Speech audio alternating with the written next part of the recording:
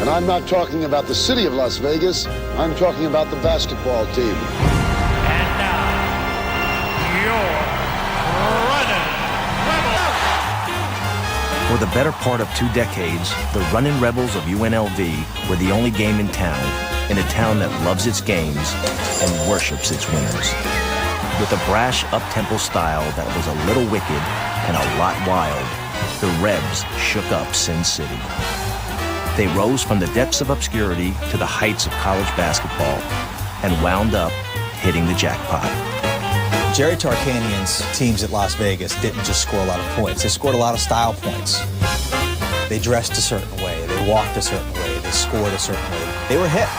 It wasn't just basketball. It was literally showtime. It kind of fit the community. Not quite out of control, but almost. There was a nastiness about UNLV because of the way they played basketball and they could go out and attack people. When a program is branded as being renegade, some people kind of latch onto that. People in Vegas, they see losers all the time. You know? All they want is to see winners. For people who grew up here, it was kind of like the first legitimate thing that Las Vegas had. It had a very strong, positive psychological effect on this community. People were aware of our community for something other than a floor show. They needed something to hang their hat on. UNLV basketball, that's my thing. Jerry Tarkanian's Runnin' Rebels were exactly that. Let's play a good defense now. Let's play a good defense. Jerry Tarkanian was a perfect fit for them because he believed that he could win anywhere, and he recruited the type of player that wanted to play in a place like Las Vegas. It was really a marriage made in heaven. But like many Vegas marriages, this one too ended with a nasty divorce. Even with all the success Jerry Tarkanian had at UNLV, it's hard to ignore the anguish he brought to the university, and the university brought to him. The accusations and rumors, the questionable decisions, the NCAA investigations, all which ultimately tarnished the reputation of a school and its coach, a charming renegade with a trademark towel and a catchy nickname. This was my nickname, Tark the Shark. It started when I was coaching in Long Beach. We were right on the water there, and a sports writer named John Hall gave me that nickname. And instead of trying to tone this down, he embraced that, Tark the Shark. They would play the shark theme at the Thomas & Mack Center all the time. Fans would clap their hands together and like a shark from Jaws coming down biting on someone. And so Tark the Shark became sort of a national image. In that respect, Jerry made a great mistake in embracing the shark. Most people think he was a cheater, somebody who pushed the rules to the outer limits. You start with the fact that he looks like an unmade bed, and you add the type of players that he recruited, the success that he had at a place that had never had success before. They have won their first ever national championship. And hasn't had success since.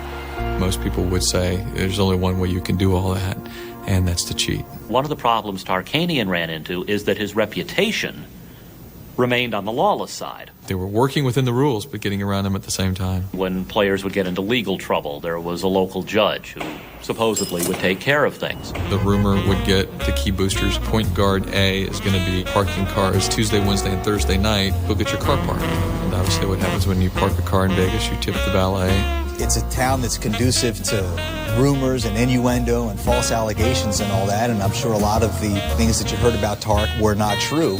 When the national media was really focused on UNLV and the players and talking about how they're paid off, Jarvis Bassnight, the center of the team, a very tall individual, rode onto campus on a moped, and his knees were up above his head. And I remember thinking, well, if these guys are getting paid, they're not getting paid very much. There were always rumors of corruption about Tarkanian and the program, that players were getting better grades than they were supposed to get. Keep the defensive pressure on.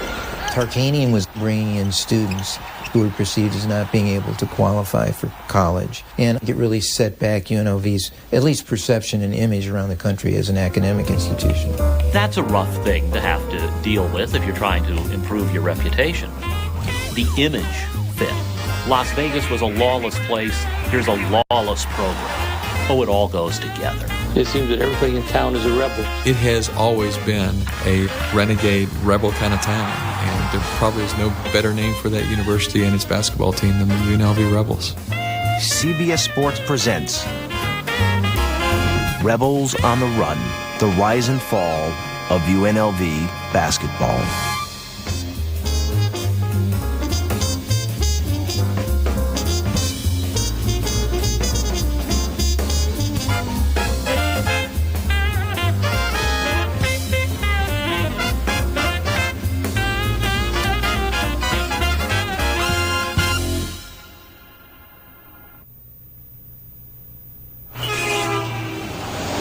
By the early 1970s, the city of Las Vegas had already begun its march towards becoming a hotbed of glitz and glamour.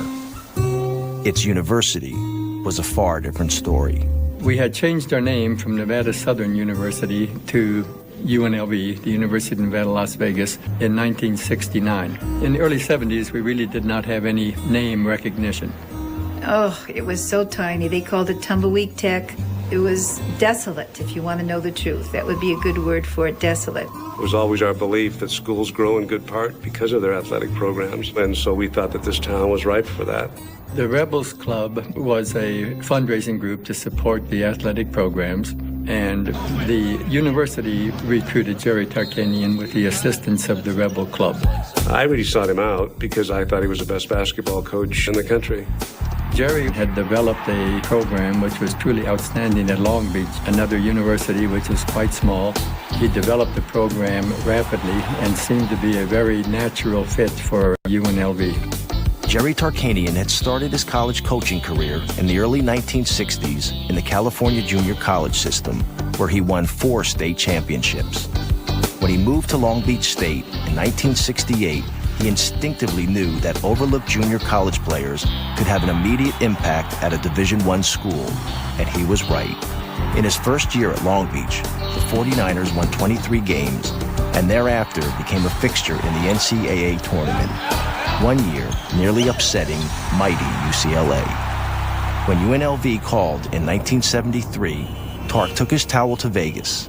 By 75, he was in the NCAA tournament, and just 2 years after that, his Rebels were really on the run. That team transcended the game in terms of transition basketball and really showed how great a coach Tarkanian was, because remember back when he's at Long Beach, they played nothing like that. They were a half-court oriented team, walked the ball up, they played much like you'd see in the Ivy League.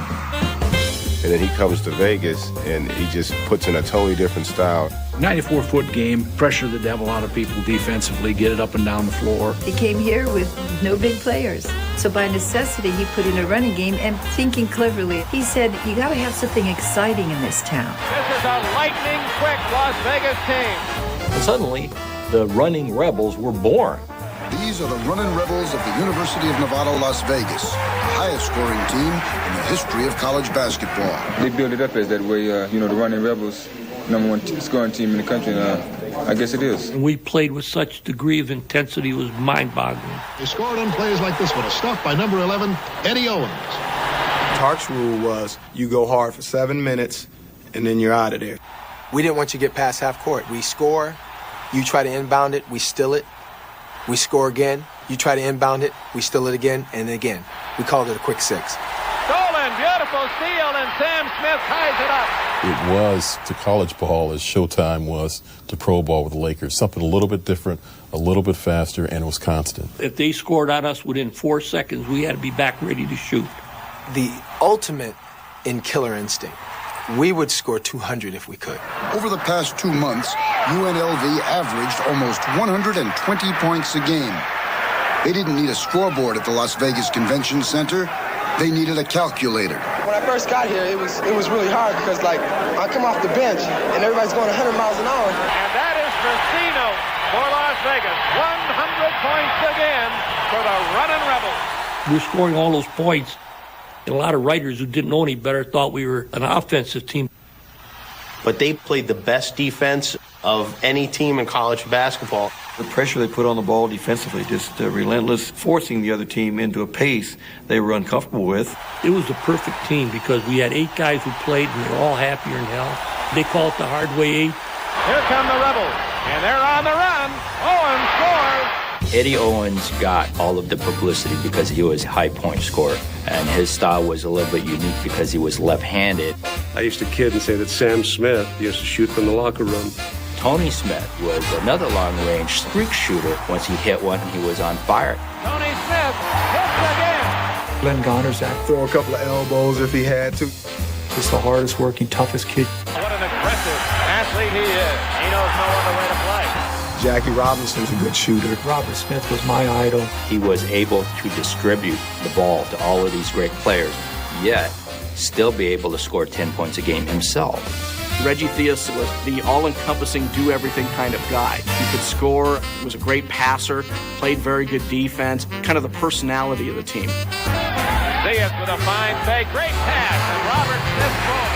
I had nicknames like Houdini and the twirling dervis. He'd be doing the Magic Johnson stuff, throwing the ball behind his back, behind his head, no-look passes. Tark would jump off the bench as Reggie's making these passes. By Smith. And Tark would just sit down because he couldn't say anything about it. Larry Moffitt had a great year for us. He's a kid that we got from Compton JC that didn't even make all conference in junior college. He was the difference in us getting to the Final Four.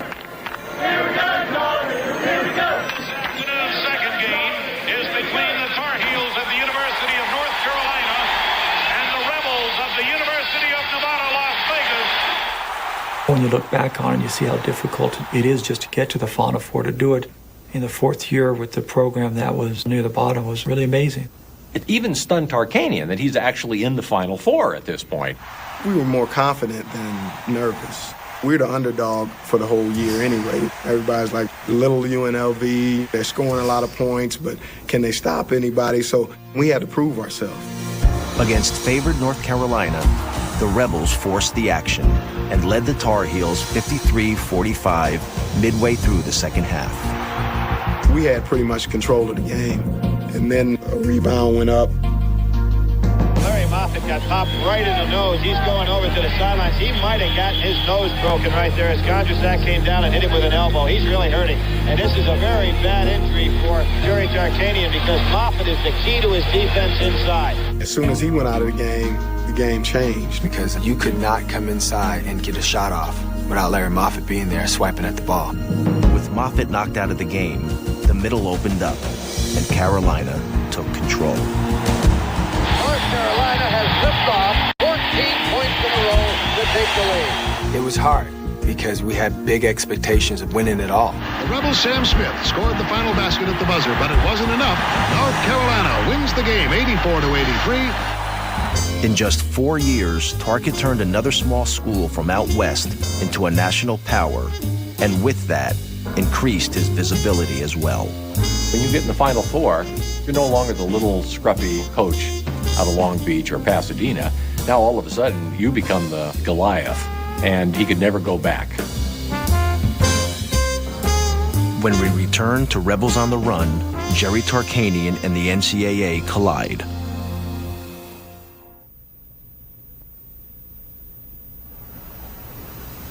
If Herman Melville hadn't written Moby Dick more than a century before the NCAA met Jerry Tarkanian, you would have thought the NC2A was Ahab and Tarkanian was the great white whale.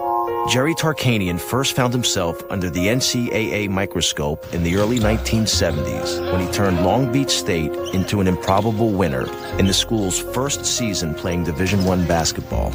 We were tabbed as misfits to a band of roving gypsies. And that's the sort of thing that's created when you have a team that comes up out of seemingly nowhere all of a sudden. To the NCAA, Long Beach State's sudden success was suspicious. And to make matters worse, UCLA, the reigning kings of college basketball, began to leak rumors of recruiting violations and grade fixing at Long Beach. Tark not only denied the allegations, he went on the offensive, writing 2 articles in the Long Beach Press-Telegram accusing the NCAA of selectively enforcing its rules. He was critical of the NC2A and was critical of the fact that they seemed to go after the small fish rather than the big fish. Putting small schools with no reputations on probation, namely Centenary and Western Kentucky. I wrote a blistering article I said, every coach in America knows that the University of Kentucky violates more rules every day of the year than Western Kentucky will violate in the whole year. He had a good point, and he wrote it. What he did was told the truth. He was new to this major college scene, and he didn't understand that if he said nasty things about the NCAA, it was going to cause problems. The NCAA wrote a letter to the conference commissioner and asked whether Jerry Tarkanian considered himself to be a big fish or little fish, and indicated, well, I guess we'll find out. Tark didn't stick around long enough to find out. He was already in Vegas by the time Long Beach was placed on NCAA probation. And with his quick success there, the NCAA was again on his trail. You take starting from scratch and getting the Final Four in 4 years.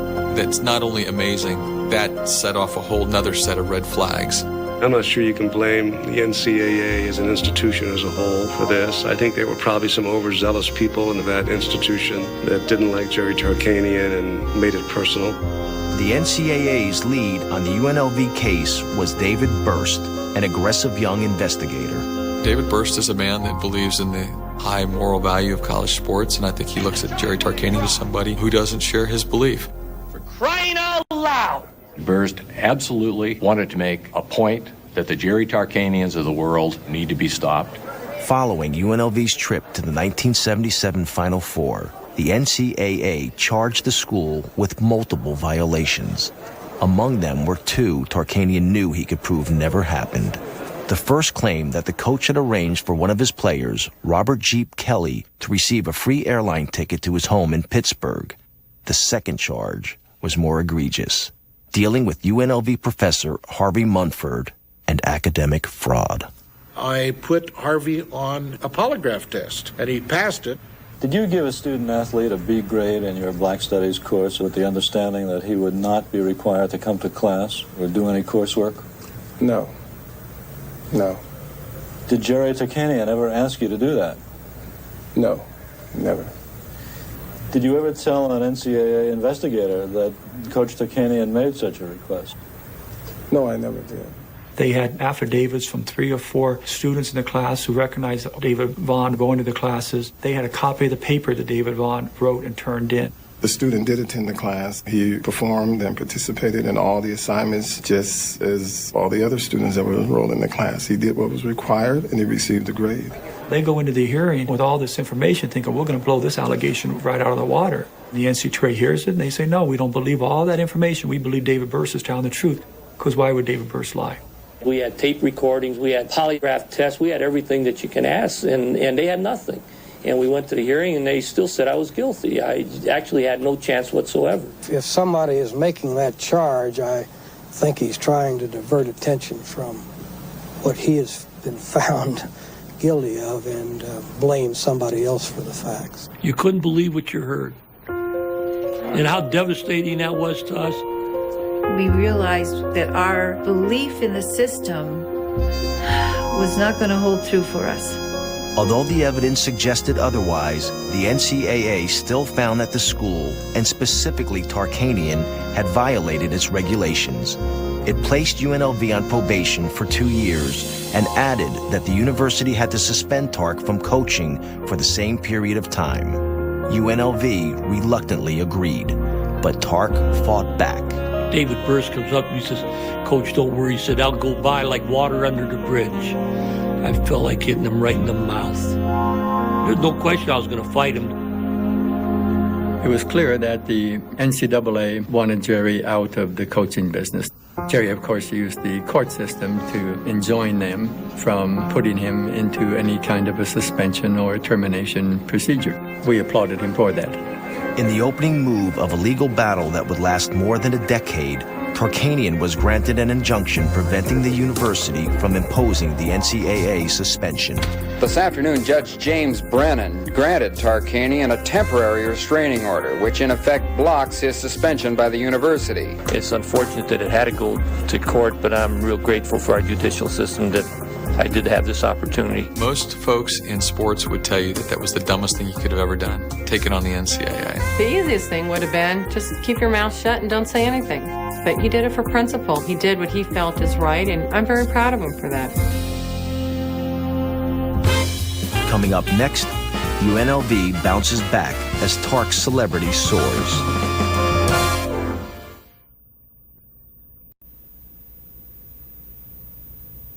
We now return to Rebels on the Run.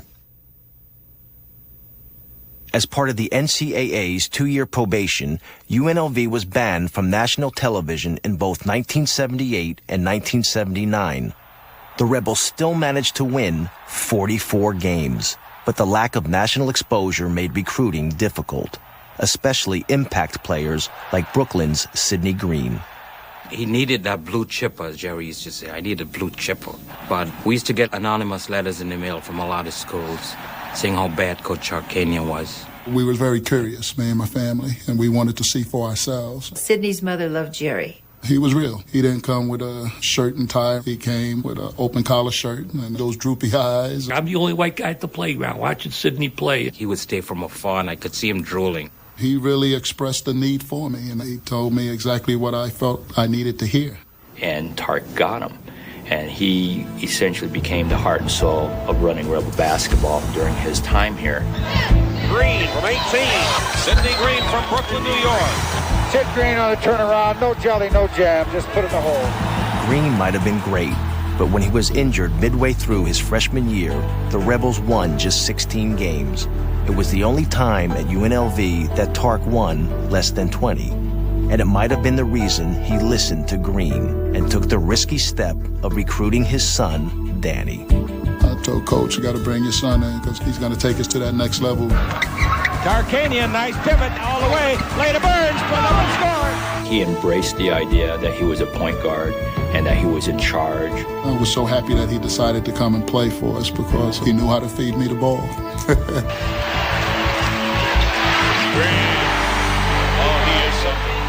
If you have your son out there and you're not winning, it's not going to work. So it was a gamble, his coming. But in Danny's second year, we were #1 in the country for 2 weeks. First time UNLV ever did that. It was Frank Sinatra and Lola Falana and UNLV basketball.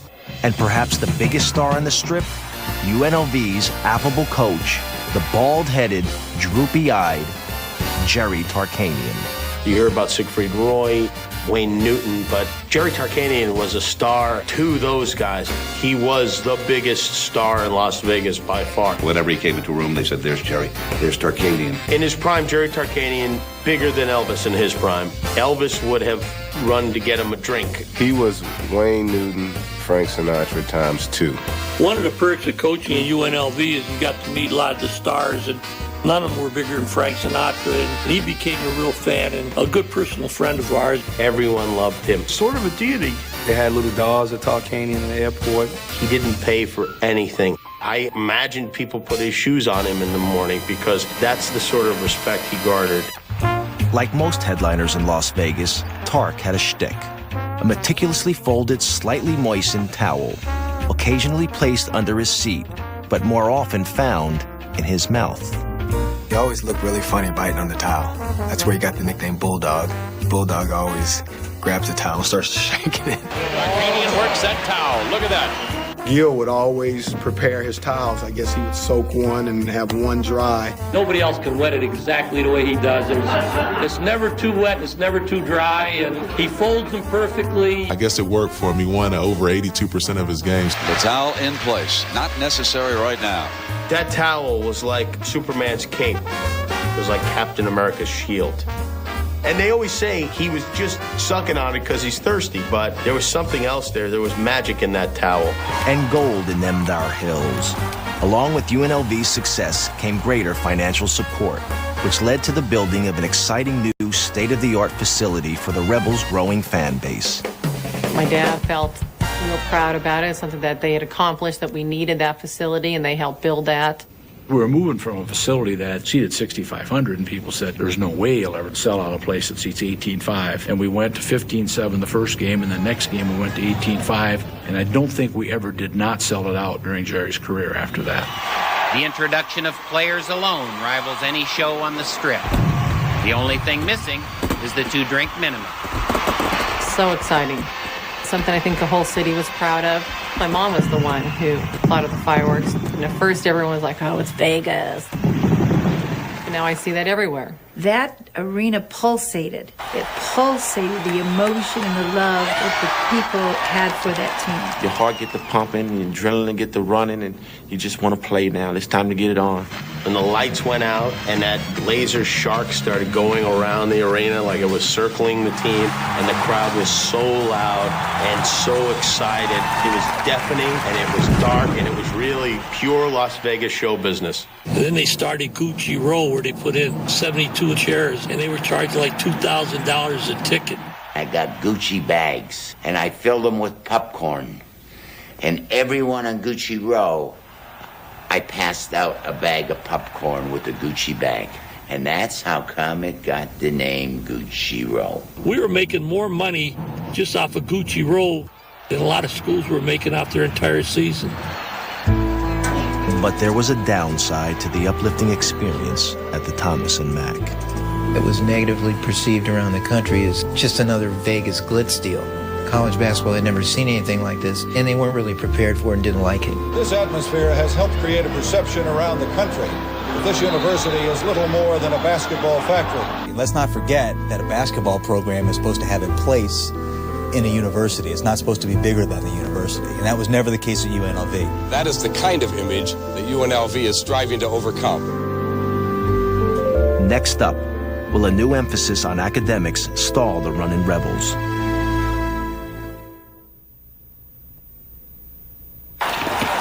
By the mid-1980s, Jerry Tarkanian had done what he was asked.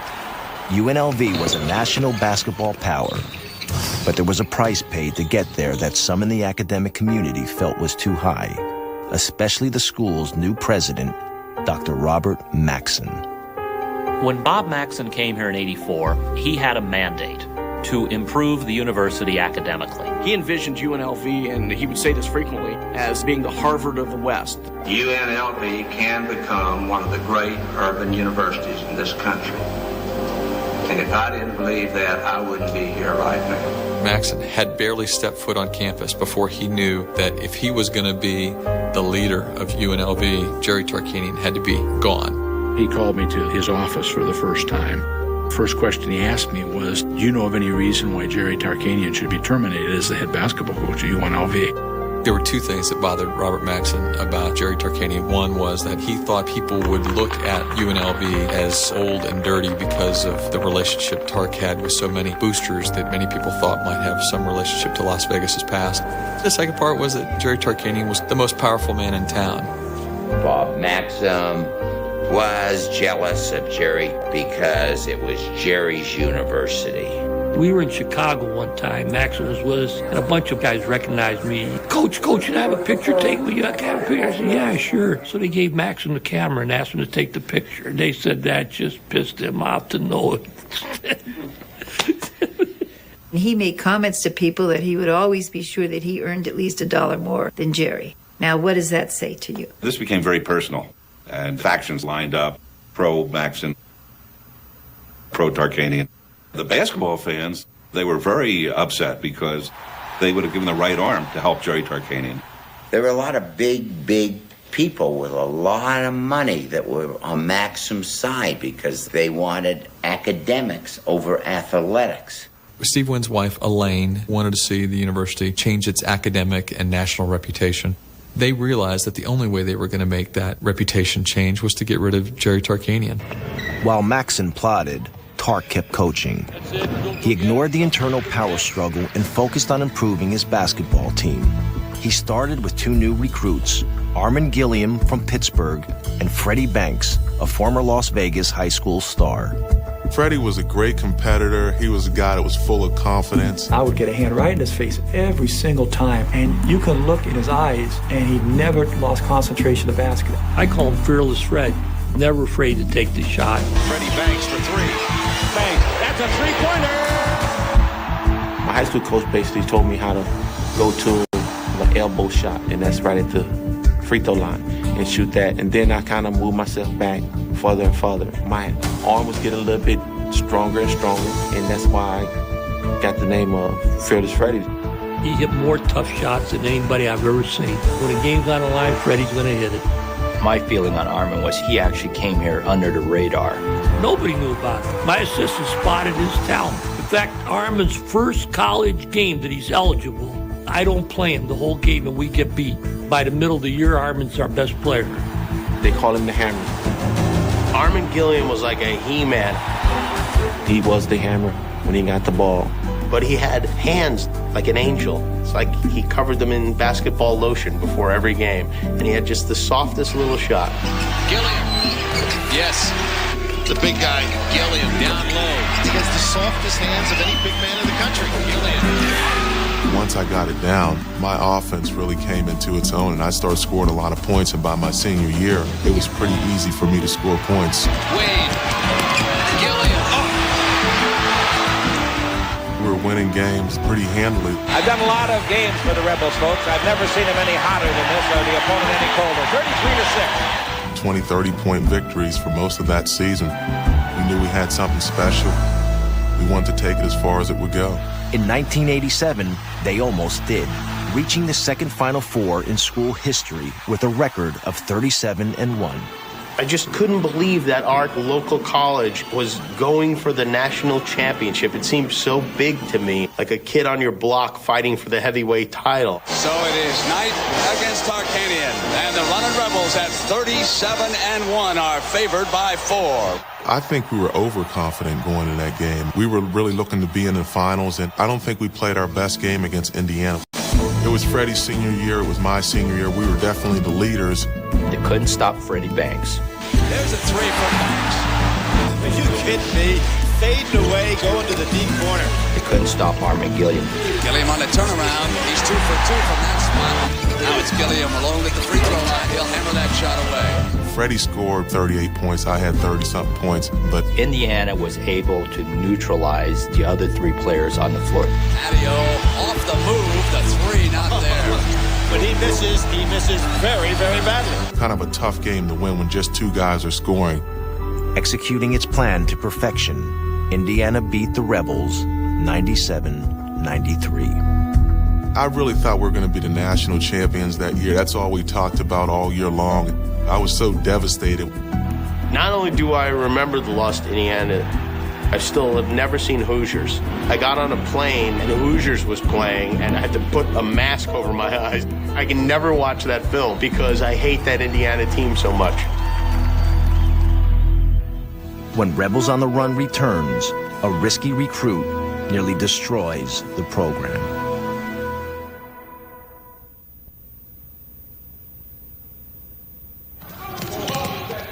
Lloyd Daniels could do everything. They called him Sweet Pea. Absolutely everything. He was a guy who actually could dribble with his knees. I saw that. If he had played at UNLV, he may have been the best player that UNLV ever had. There were many who said he was the greatest street ball player of all time. In July 2000, we started the 5-Star Basketball Hall of Fame. Here are some of the players who have been inducted. Michael Jordan, Christian Laettner, Rasheed Wallace, Sid Green, Len Bias, Dominique Wilkins, Patrick Ewing, Grant Hill, Alonzo Mourning, Michael Corrin, and Isaiah Thomas. All those guys played at the camp, and Lloyd Daniels was better than all of them as a high school junior. And it's documented, it's fact. Howie Garfield, when he first saw me play, he said, this guy's got God-gifted talent. Jerry always expressed the fact that he thought Lloyd could be the best point guard ever. He had a feel for basketball. He was like Magic Johnson, but a much better shooter than Magic. He reminded me of Magic the way he passed the ball. He could see like 2 plays ahead. Larry Brown went bananas when he saw this kid for the first time. He jumped out of his chair 3 times on plays that this kid made. I could play with 4 scrubs and make them look good. Lloyd's as fine a basketball player as I've ever been associated with. The only question is, will he get his academics up? That's what we're all hoping for. Lloyd Daniels' talent was seductive in spite of the warning signs. Still, it was possible that Jerry Tarkanian saw Daniels as something more than a basketball prodigy capable of leading UNLV to its first national championship. Tark had a history with troubled recruits. He believed in giving them the same chance someone had once given him.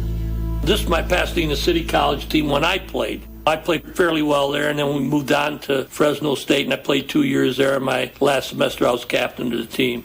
He was certainly fun-loving in college. They used to have some well-known parties at their house. I never missed a party. But as far as academics were concerned, he really didn't care much. I wasn't much of a student when I was in college until I met my wife, Lois. She was an honor student, and she got me motivated in academics. And that was a factor that made me feel that I could do the same thing with many of my players. Jerry said to me, why should those kids who are unfortunate and who have trouble academically be excluded from the puzzle? Coach Wooden always said, I would rather go too far with someone than not far enough. I want to give him every opportunity. Jerry felt that very same way. A lot of them came from broken homes or the inner city. He gave them that chance, and he treated them with respect. Tarkanian had a deep sense of the needs of young African-American athletes out of urban areas, social isolation. He wasn't afraid to go in there and develop personal and family relationships with them and care about them more than just athletes. When you say the name Jerry Tarkanian, it's like a father figure to me. This is a guy who didn't come from a background of wealth, and he could see some of himself in these kids. Is he doing all right? Is he lying to me? That always put Jerry in the hot seat, so to speak, because he gave a guy a chance that maybe didn't do the right things. He's doing all right in some of what he's supposed to be doing. There is more that he has to do. Do it! The system always thought that he was wrong for doing what he did, but he has a right to do what he feels is right. The problem, of course, was that it also has an effect on our reputation. When Tarkanian came here, faculty members were worried. You're recruiting kids who have no business in college. He said, you're probably right. I'm not UCLA. I'm not Notre Dame. I can't compete with them. So I have to go for the kids that other schools don't want. So we get them to UNLV. They don't show up for all of your classes, but we try to get them there at least. And they have a chance for an education. Really just hard to argue with that reasoning. The NCAA didn't like that, which is sad because those are the kids you want to give a chance to. I think it's more important to help those type of kids than it is the honor student. The honor student can help himself. And sure, UNLV had the admissions policies that allowed him to provide those opportunities. He always felt that he could work with anybody. And if they could play, he didn't worry about what people would say. I'm not so sure he was being the Father Flanagan. I think he was trying to win basketball games. Whatever his reason, Tark was drawn to Daniels like a moth to fire. And for that, he set himself up to get burned. The Lloyd Daniels case stretched Jerry's credibility with some people in the community. The people in town who loved the program would excuse nearly anything. But now you have Maxon here. There's a bigger push toward academics, and the thought is, what is going on here? I said to him, you cannot recruit Lloyd. I said, this is what Maxon's waiting for. It's just walking into a trap that the NCAA didn't even have to set. But to try to say that my dad recruited nobody else would touch him is a lie. There was us, St. John's, Syracuse, and Kansas. I'm not sure you could have talked Jerry out of trying to recruit him at the time. He viewed it as a challenge. I thought that with our monitoring him and doing the things that we do, he had a chance to be successful. You had to take a shot and hope someone would reach him or some miracle would happen. With his reading skills reported to be at a third grade level, Lloyd Daniels somehow managed to get through junior college and into UNLV.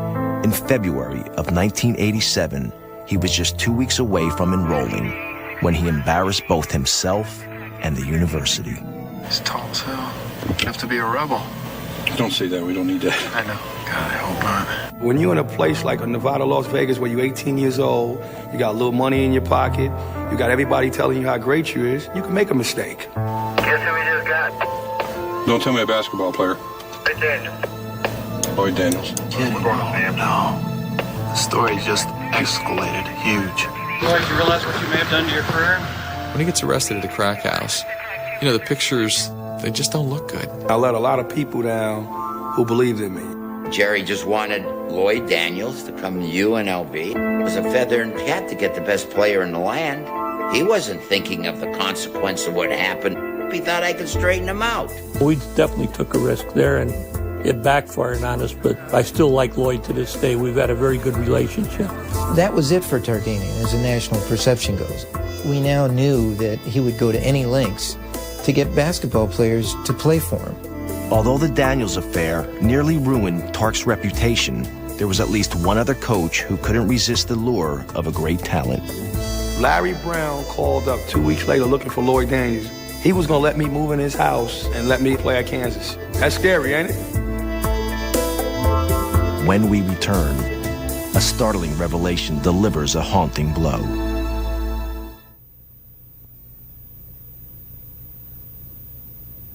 We now return to Rebels on the Run. Following the Lloyd Daniels fiasco, the last thing Jerry Tarkanian and UNLV needed was more bad press. But that's exactly what came their way. A March '89 Time magazine article revealed that the AAU coach who first brought Daniels to UNLV was not Sam Perry, but rather Richie the Fixer Perry, who had been convicted of fixing college basketball games in the 1979 Boston College scandal. Shock, absolute shock. This guy had two names. Jerry, at first, really only knew of him as some AAU guy from New York who could get him a player or two. He came in my office and he introduced himself. He said he was from New York City. He was in the commodities business, that he coached Moses Scurry in the AAU league. I thought that was great. Jerry had no idea who Sam Perry was, what he was, and where he came from. I had no idea who he was. I'd never even seen the guy before in my life until he came in the office. I know that is the story that Jerry Tarkanian has said and said consistently. But Richie the Fixer was well known to so many folks in college sports. If he didn't know, and others did, and clearly they did in that town, the people who were around him failed him because they should have told him. And don't tell me that if his players are consorting with somebody like that Tark doesn't know about it. And if he doesn't know about it, it's because he doesn't want to know about it, and I think that's worse. What is the reputation of my husband? The reputation is his whole life is basketball. He's not paying attention to the other things. He gets up in the morning and he thinks basketball. And then he has lunch and he thinks basketball. You got to give 100%, not 90. He has dinner and he talks basketball. He'd be taking the salt and pepper shakers and the little sugar packets, doing plays. And after dinner, he goes home and he watches basketball, and then he gets up the next morning and he coaches basketball. He's the most one-dimensional man in the world. And basketball is the dimension. We're running from charges. I didn't pay any attention to anything other than basketball. Step in there and take the charge when they drive. 100% of the time, 24 hours a day. He used to always call me Josephine Agnes. And I asked, why do you keep calling me Agnes? And he goes, isn't that your middle name? And I said, no, my middle name's Carol. Tark heard Christmas carols being played throughout the airport. And he turned to his manager and he said, why are they playing Christmas carols? And the manager said, well, Coach, tomorrow's Christmas. I had a rabbit for about 2 years. That lived upstairs in Jody's room. Never knew we had the rabbit. Until one day he was on the sofa and the rabbit hopped down the stairs and he says, where the hell is that? What the hell is that? You have no interest. I have no interest. He had incredible focus on basketball. Shoot the ball, don't throw it at the bag. Get a little arch, lift it up a little. And most of the rest of life, other than his family, wasn't unimportant to him. It was just non-existent for him. One of the reasons that made him so good at what he did, as well as obviously limit him in some ways, too.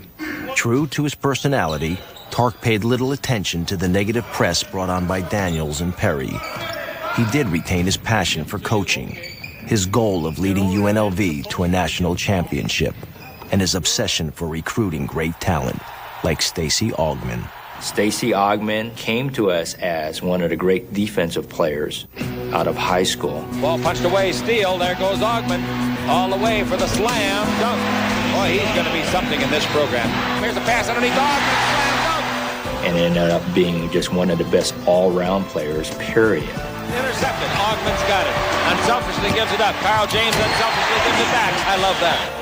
UNLV finished Augmon's freshman season with a record of 28-6. And built on that team by adding a remarkable recruiting class prior to the 1988-89 season. Moses Scurry, David Butler, George Ackles, Anderson Hunt, and Greg Anthony helped the Rebs get to the Elite Eight. By everyone's judgment, they were just one player away. The missing piece of all that, obviously, was Larry Johnson. He was the #1 JC player coming out of JC. UNLV or any place my dad's ever been, I never got a player like that. I would have let him sleep in my bed every night while I laid on the floor to get him to come to UNLV. To get Larry was really the coup of my father's whole recruiting career. He ended up being that giant piece in the middle of the floor that we're always missing. The guy who could just dominate the middle and take no prisoners. 4-on-1 the other way. Anthony gives it to Larry Johnson for a dunk. Not just a strong physical presence, but he could run and he could jump and he was quick. Such a good all-around athlete that he could dominate a game like 7-footers can dominate games. On top of all that, he understood that in order for him to get where he wanted to go in terms of winning the championship, he had to make sure we all were better basketball players. Larry Johnson throws it ahead to Anderson Hunt. He's got it. Looks in, dunks. What a pass by Johnson. Not only was he a phenomenal talent, but Larry was one of those few individuals that had the ability to make everybody feel good about being on that team. Anytime you have your best player shouldering responsibility and being a leader in terms of his work ethic and his intensity, it just raises the level of everybody else. Coming up, the Rebels rise to the occasion and deliver a performance for the ages.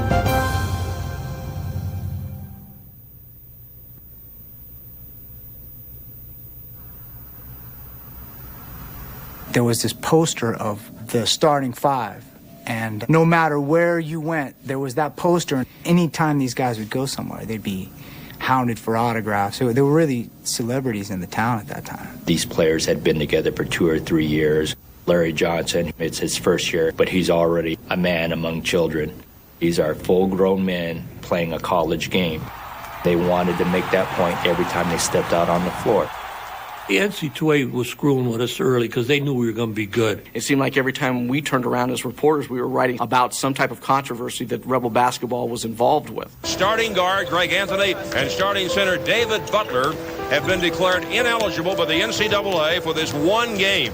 The NCAA decision is based on its conclusion that Anthony and Butler have owed money for long-distance telephone calls made on road trips. Our guys felt like we were picked on. It was as if we were constantly on trial. Hold this guy out for 2 games. That guy had peanuts in Hawaii and didn't pay for them. Hold him out. Disciplinary issues that became public. Some of them just weren't that big a deal, but because they were associated with Tark in Vegas, they got overblown. That team bonded together and said, you know what, we're not going to let the NCAA beat us down. We're going to win the whole thing. Despite the optimism, the Rebels got off to a sluggish start, losing 3 games early in the year. On February 12th, 1990, they were beginning to play to their potential when their championship drive was nearly derailed. We were playing Fresno State, and I was going in for a layup. He's in the air. And one of the opposing players took my legs out. He loses his balance. And unfortunately, I couldn't break my fall with my hands, so the next best thing was my face. And Greg Anthony is slow in getting up. He's still down. His head hit the floor with such a thud. It was like a sickening kind of thud. And he didn't move. And our first instinct, oh my God, he's dead. He is writhing in pain. I don't believe he has even opened his eyes yet. Broke my jaw in 2 places, broke my chin, kind of knocked me out. Had to have surgery that night. And the doctor, I heard him whispering, just saying my season was over. I just broke down. I was just hurt because we had so many high expectations. Nobody would have said a word had he just pulled up a chair on the bench and sat out. I mean, this guy had a legitimate injury. I figure Greg's out for the year. They're practicing the next day in the North Gym. And who walks into practice but Greg Anthony, wearing a hockey helmet with this face mask. As one of the captains and a leader on that team, I had to show guys that I was committed to doing whatever it took. Remarkably, just 3 days later, Anthony was back on the court and did not miss a game the rest of the season. It is a broken jaw, wired shut. They must protect the nose because that's his remaining breathing apparatus. The rest of the year he played that way with the jaw wired. Even Tark is amazed at this young man's tenacity. Diving on the floor as Anthony's hit the nose. If anything happens to this nose, they've got to get a doctor out here to cut the wires in that broken jaw. And our team just rallied around him. Anthony's had 2 threes today. That time he gets in close. They can't stop the man with the broken jaw. I honestly believe that that's what made that team that good. Anthony long for the dunk. Puts it down. To see Greg come out and play, I mean, you just can't help but to get motivated. They all respected Greg, and, he couldn't talk anymore, so they liked that, too. Anthony might not have been able to speak, so the rest of the Rebels did the talking for him, taking UNLV to Tark's 3rd Final Four. In Denver, UNLV got past Georgia Tech 90-81 and moved into the 1990 NCAA final. UNLV goes to its first ever NCAA championship game. It'll be Las Vegas against Duke Monday night. This thing had become kind of a crusade to get Tark over the top. Because remember, he had tried in 77 and he had tried in 87, came up short in the national semifinals both times. For the players, they saw this as, this is for Coach. Let's get him his national championship. Good evening, ladies and gentlemen, and welcome to the McNichols Sports Arena in Denver for tonight's national championship game between the Duke Blue Devils and the UN Runnin Rebels. Either you rooted for the old traditional style Duke basketball, predominantly white players, versus the African-American style basketball, UNLV. This was one of those instances of negative connotation or not, where there was this racial pride injected into a sporting event. It was being played up as kind of a good and evil thing. Of course, Duke is the goody two-shoes of college basketball. Vegas had gone all season thugging around, not only being great, but being thugs, intimidating people, roughhousing people, getting in fights. So yeah, it was a good versus evil. That was probably another rallying point. Not that this team needed one. We went out and we played our butts out, but everything went right, too, in that game. Vegas brings it down. No score yet. Now there is. They find Hunt. Gets inside. 11-6 now, Vegas. Stacey Augmon is the best finisher on the break that I have ever seen in college basketball. Hunt's three. Augmon. Henderson's back. He's special. And that was almost a laugher. I mean, at halftime, it was pretty clear they weren't going to beat us. And we have come to the end of the first half. It has been a Vegas story here.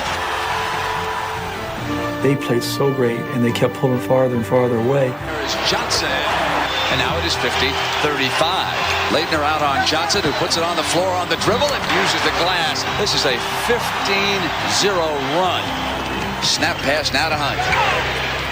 Score the triple. It's all the Runnin Rebs. Duke had a really good team, and they looked like a JV squad that night. That has to be the single most dominating performance in a championship game. This night belongs to Las Vegas. They have won their first ever national championship, and in 3 trips, the Shark comes away a winner in a record-setting night, 103-73. I doubt that there was a single evening in Las Vegas that was more exciting for the people who lived in Las Vegas. Easily the greatest sports moment of my life, definitely above the birth of either of my children, maybe the greatest moment of my life. I have the trophy here for the 1990 NCAA Division I Men's Championships. Congratulations, Jerry.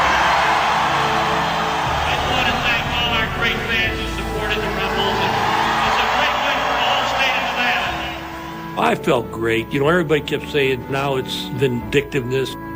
You shove it up the NCAA. No, that I wouldn't even think about that. I was just so happy we won. So happy for the people in Vegas. Felt as though we were the ultimate entertainment destination and we had things that no other city in the United States had. But now we were something very, very, very special. We'd like to present the president with a sweater and also an autographed basketball and a hat signifying the national championship season we enjoyed this year. The NCAA champion, Las Vegas, Nevada. People would never have dreamt that. You get this on film? Yeah, they're getting it over right here. This is give me a number 1 finger. You got it. You got it, yeah. Up next, Tark and the Rebels run into their toughest opponent, the NCAA.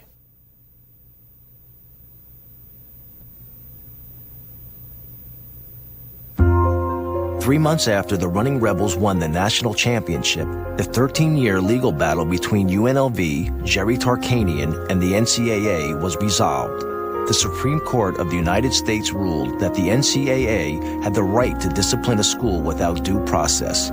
Although the injunction Tark had won in 1977 allowing him to continue to coach was permitted to stand, the court's ruling cleared the way for the NCAA to discipline UNLV, saying that the school had not followed the punishment guidelines it had set for Tarkanian 13 years earlier. The NCAA barred the university from appearing in the 1991 NCAA tournament. the Rebels could not defend their national championship. We didn't expect that. Nobody did. All of this was going on while they were winning the national championship with what was considered maybe the best college basketball team of all time. It didn't matter that Tark had brought his university a national championship. UNLV's president, Bob Maxson, was convinced the time was right to finally rid his school of Jerry Tarkanian. Maxson felt that if he could get enough dirt on Jerry and publicly air it, that he wouldn't need the NCAA's help to run Tark out. The public would force the issue. I said, Dr. Maxson, it's obvious that the NCAA wants me. It's not the university, they want me. I'll voluntarily sit out the tournament.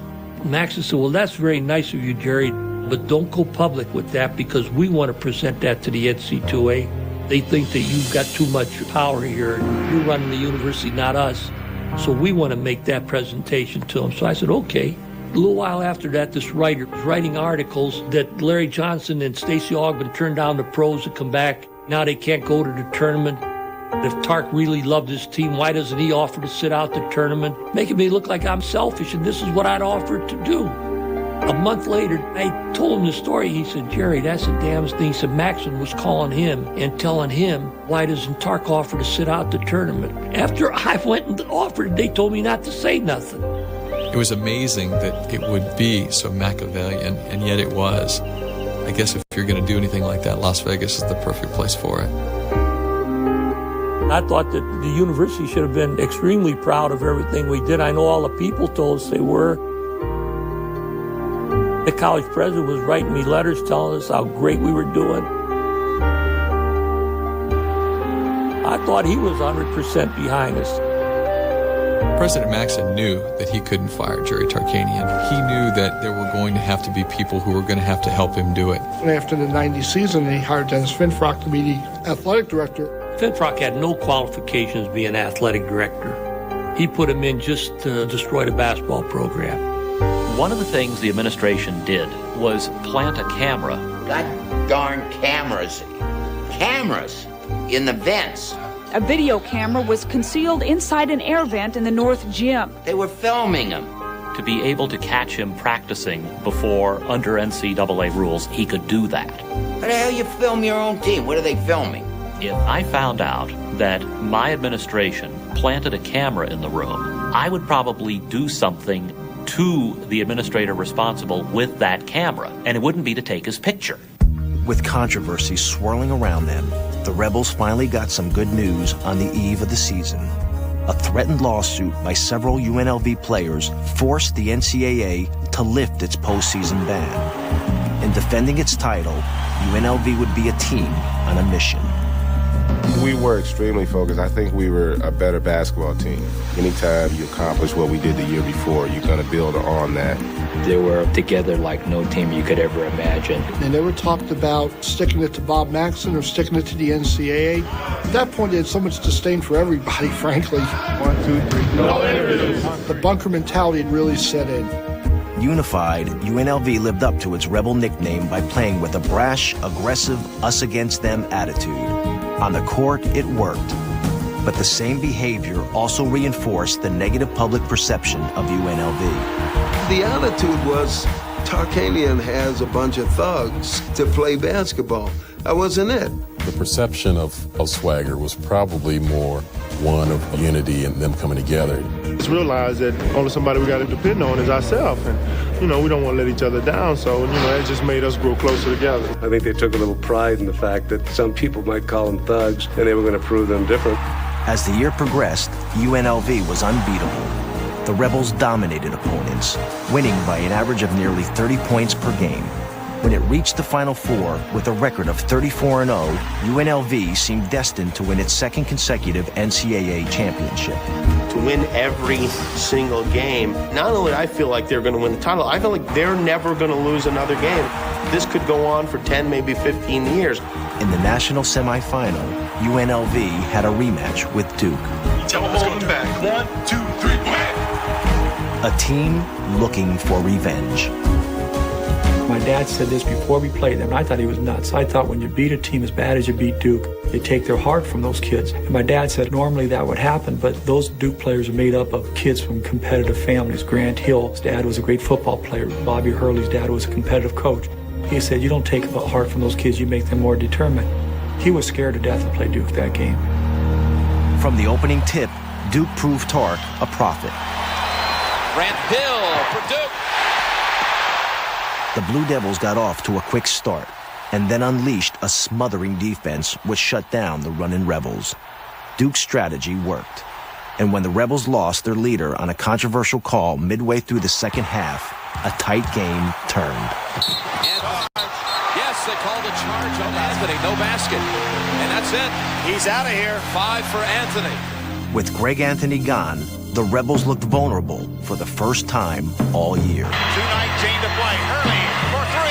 Bottom! Grant Hill driving. Baseline, he finds Davis off the glass.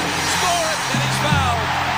UNLV has not been in this situation all season. And when Christian Laettner hit 2 foul shots with 12 seconds left, UNLV's 45-game winning streak was in danger.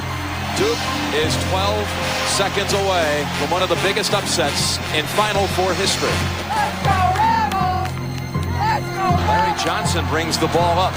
Looks like he wants to go all the way with it. He's outside now, stopping his dribble. Laettner on him. Hunt will have to do something. Look at three! Off the back. Not been long. Hurley's got it. Duke has done it. Duke has upset the UNLV. I just feel so bad for the kids because it's the greatest group of kids I've ever been around. I just hurt inside for them. I remember really like throwing up a little bit into my mouth when they lost because it was so sickening. When we lost that game, it was a state of mourning here in Las Vegas. It was like the rest of the country felt when JFK died. When we return to Rebels on the Run, the program suffers its most devastating blow.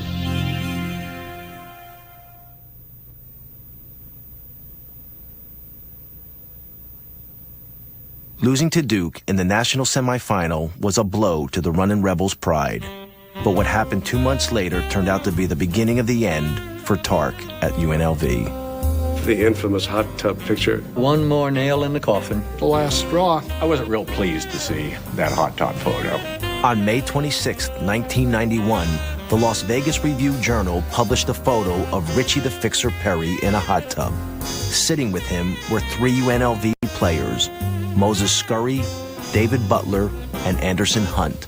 Although the full story of how the paper acquired the picture remains untold, almost immediately the national media picked up the story, creating a frenzy of negative press. Coach Tarkanian on numerous occasions has warned us to stay away from people like Richard Perry. You can't expect him to control people's lives. If some players want to go to a hot tub, they're going to go to a hot tub. The photos didn't surprise me because I've been close to the program for a couple years, and I'd seen people like Richard Perry with these players constantly. If you're Jerry, I mean, what kind of defense do you have? No one knows when that picture was taken. The kids swear that that picture was taken before I told them not to go. At the stage when people were trying to say, when was the picture taken, you're splitting hairs. You got your players in a hot tub with a convicted gambler, you know? It's a hard argument to make that in Las Vegas, of all places, that's not a bad thing. With the damaging photo, President Maxson finally had enough evidence to force Tark out.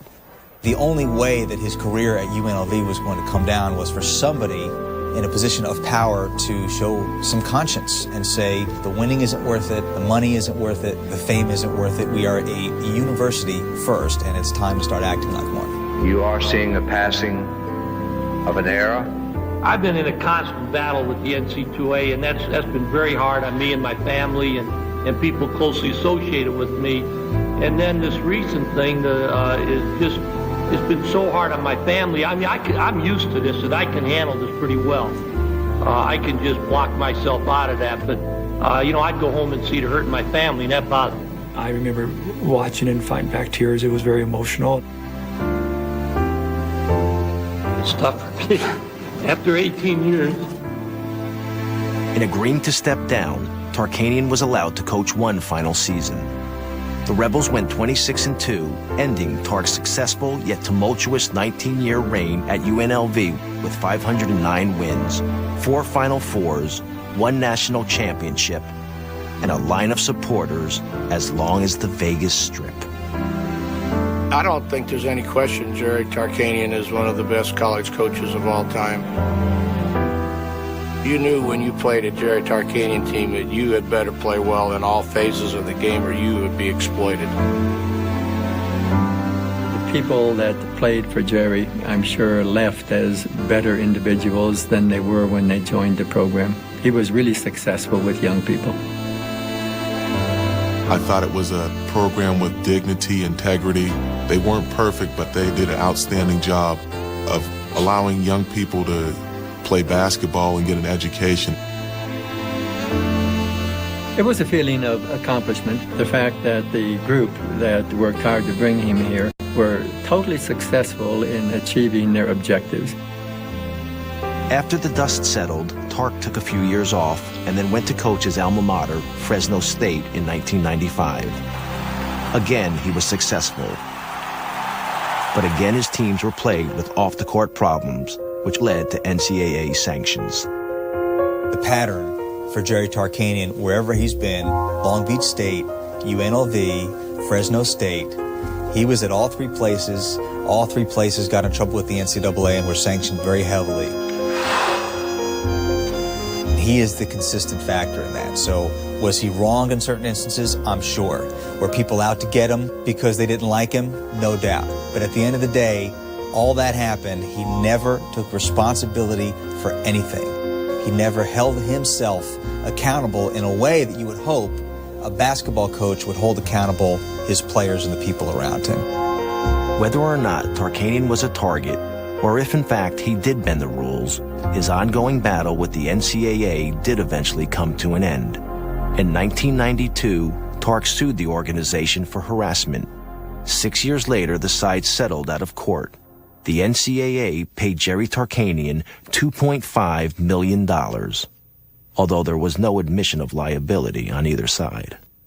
I was hoping that that would vindicate me some, that there would be some people say, maybe Tark was telling the truth, but it didn't happen. I don't think anybody that read about the settlement with Tarkanian now thinks he was an honest guy, above board, did nothing wrong. Because he's the poster child for NCAA investigations, for NCAA probations. He always will be. It overwhelms his legacy as a basketball coach. While the public feud severely damaged both sides, its resolution did have a positive effect on NCAA policy. There is no question the NCAA is a better institution today, and that its investigations are better done today than they were in 1977. Now, when a statement is taken, you have a chance to review it. Statements are often tape recorded today. They didn't used to be. There are some real functional changes in NCAA justice that are directly relational to Jerry Tarkanian. As for UNLV, its basketball teams never came close to recapturing the glory of the Tarkanian years. Soon after he left, NCAA tournament appearances became few and far between. So did the fans, who had once adored Tarkanian and his Rebels on the run. Those are the people who suffered the most. The people in the community who had something that they truly enjoyed and now it's gone. It's like if you had a great car that you loved and somebody keyed it and then drove it into the pool. UNLV certainly benefited from having Jerry Tarkanian as its coach. He put UNLV on the map. And to this day, when you think of UNLV, you think of Tark. And whatever sizzle or coolness is still there, it's there because of him. And you have to give the man credit for bringing that to that university because it wasn't there before he got there.